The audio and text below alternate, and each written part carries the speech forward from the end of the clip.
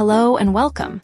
If you share your home with a feline friend, or, honestly, even if you're just planning to, you are in exactly the right place today. We're gonna take a really deep dive into the ultimate domestic cat care guide. This explainer is totally designed to break down everything you need to know to give your cat a healthy, vibrant life. And we're going to do it by focusing on 5 clear, structured pillars. We're gonna examine every single characteristic of ideal feline care in profound detail, so definitely get ready to take some mental notes. The entire foundation of our journey today begins with a pretty simple truth. Having a cat at home is a fantastic experience, but it requires a constant commitment to ensure they live healthy and happy lives. You know, a happy cat doesn't just happen by accident. It really requires a highly structured, committed home environment that fundamentally respects their natural instincts and their biological needs. To achieve that perfect environment, we're gonna master 5 fundamental pillars together. Diet and hydration, the strict rules of the litter box, preventive health, environmental enrichment, also known as catification, and finally, grooming and care. Okay, let's just dive right into this. Starting with our very first pillar, feline diet and hydration. The first thing we really need to understand is that your cat's nutritional requirements absolutely change depending on their life stage. Think about it. You wouldn't feed a senior cat the exact same way you feed a tiny kitten, right? A growing kitten needs food that's specifically formulated for rapid development. But in stark contrast, an adult or a senior cat needs maintenance formulas or even highly specialized diets that focus on renal and joint care. You've got to adapt their diet as they age to support those changing internal systems. Now, beyond just picking the right age-appropriate kibble, there's a crucial feeding strategy you really need to adopt. It's known as the texture mix. This simply means you should highly prioritize combining their dry, balanced food with wet food. You know, the kind you find in pouches or cans. The biological reasoning behind this texture mix is actually super fascinating. By nature, cats evolved to obtain a massive portion of their hydration directly through the prey they hunt. Because they evolved this way, they just don't have a strong natural drive to go over and drink from a bowl of standing water.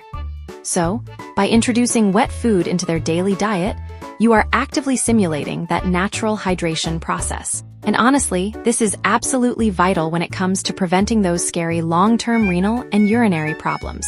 But of course, wet food alone isn't going to cut it. Your cat still needs a dedicated hydration strategy, and the rule here is incredibly simple. Always provide fresh water. Let's break down the strict rules for their water station, because this matters a lot. First, you must change their water every single day.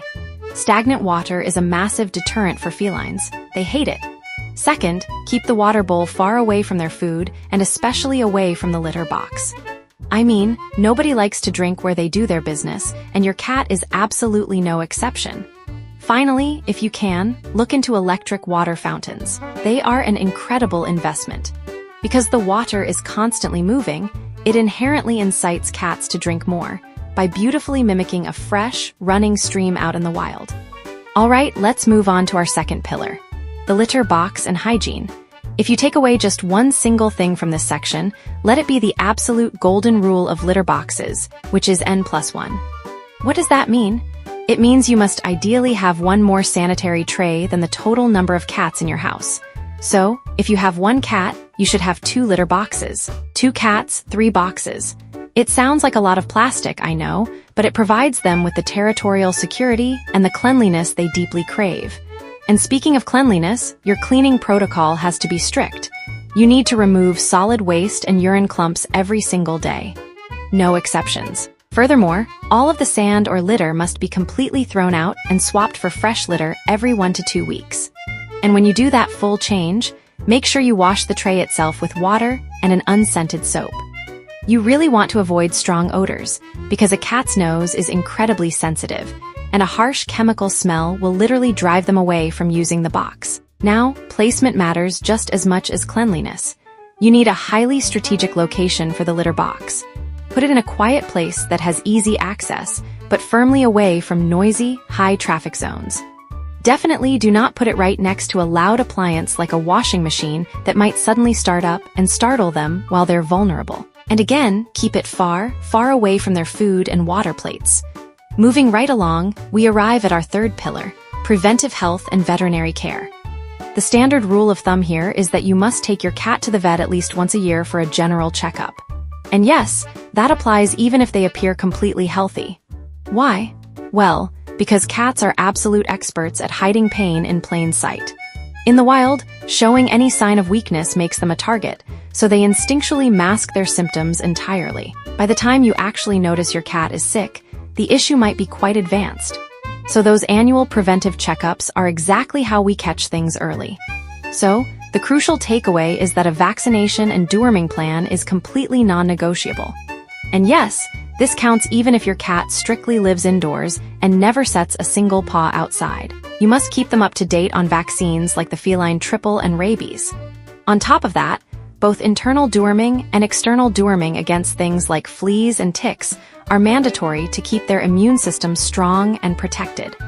Another massively vital medical step is castration or sterilization. The benefits here are just multi-layered and huge. Medically speaking, it helps prevent severe diseases like certain tumors or dangerous infections. Behaviorally, it stops them from urine marking all over your nice furniture, and it drastically reduces the immense physical and mental stress cats experience when they go into heat. And of course, on a broader scale, it prevents feline overpopulation. It's honestly just one of the best things you can do for their overall well-being. All right, now we transition to a truly fascinating aspect of feline care. This is our fourth pillar, environmental enrichment, or as it's commonly known, catification. Catification isn't just some trendy buzzword, it's an absolute essential requirement. You see, an indoor cat relies entirely on you to provide an environment that allows them to express their natural, hardwired behaviors, but safely inside the walls of your home. So let's look at the actual physical needs of a properly catified space. First up, scratchers are essential. Look, cats don't just scratch to ruin your favorite sofa. They biologically need to scratch to physically sharpen their nails, to deeply stretch their muscles, and to mark their territory. You should have different types of scratchers, both tall vertical ones and flat horizontal ones, distributed throughout the house. Secondly, you must provide vertical spaces. Heights give cats a profound sense of security. It lets them observe their environment safely from above. Things like cat towers, wall shelves, or literally just giving them cleared-off access to the top of a bookshelf will make them incredibly happy. But beyond just the static environment, you have to provide dynamic interaction. You need to dedicate at least 15 to 20 minutes every single day to interactive play with your cat. This isn't just for fun, guys. It's necessary physical exercise and mental stimulation that deeply satisfies their predatory instincts. Now, how you play is just as important as how long you play.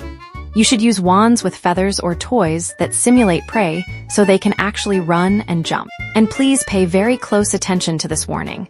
Never, ever use your bare hands or your feet as a toy. If you do that, you are actively teaching the cat that human limbs are prey to be hunted, and they will learn to bite and scratch you. Always, always put a toy between you and those sharp little claws. And just like that, we've reached our final pillar, grooming and physical care. A good grooming routine really consists of two major steps. Step 1 is frequent brushing. You should brush your cat several times a week. And hey, if they have long hair, this literally needs to be a daily habit. Brushing radically reduces the amount of loose hair floating around your house. But far more importantly, it prevents the cat from swallowing large amounts of hair and developing dangerous hairballs while they groom themselves. Step 2 is nail clipping. If your cat is strictly an indoor cat, their nails just won't wear down naturally. So you'll need to carefully trim the very tips of their nails every couple of weeks using specialized feline clippers. This prevents the nails from overgrowing and painfully curling right into their paw pads. So we've walked through the precise diets, the strict litter box protocols, the essential vet care, the enriching catification, and the necessary grooming. All of this brings us to one final, incredibly important question. Is your home ready to offer your cat the life they truly deserve?